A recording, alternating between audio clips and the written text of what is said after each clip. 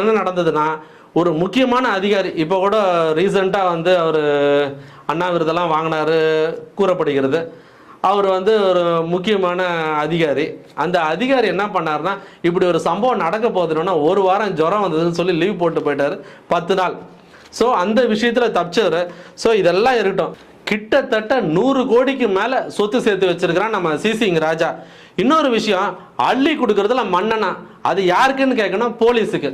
தன்னை எந்தெந்த போலீஸ் தேடுறாங்க, எந்த ஸ்டேஷன் லிமிட்ல தன்னுடைய வழக்கு இருக்கு, அவர் எந்த ஜீப்ல கிளம்புறாரு, யாரு டிரைவரு, இது வரைக்கும் நோட்டமிட்டு இன்னொன்று கரெக்டான விஷயங்களை அப்சர்வ் பண்ணி, நம்ம காக்கிகள் பாவம் கவர்மெண்ட் கொடுக்குற சம்பளம் சம்டைம்ஸ் பத்தாது, இவங்க கொடுக்குற சம்பளத்தை வச்சுட்டு கொஞ்சம் பேக்ட்ராப் கொஞ்சம் வசதி வாய்ப்புகள்லாம் ஏற்படுத்திப்பாங்க. இது எல்லாமே வந்து உண்மையான விஷயம் என கூறப்படுகிறது. ஸோ இதெல்லாம் ஒரு பக்கம் இருக்க, இப்போ நம்ம பேய் கதைக்கு வருவோம். அந்த பேய் கதை தொடரும் பேய் கதைகள்லாம் நம்ம என்கவுண்டர் பேய் கதை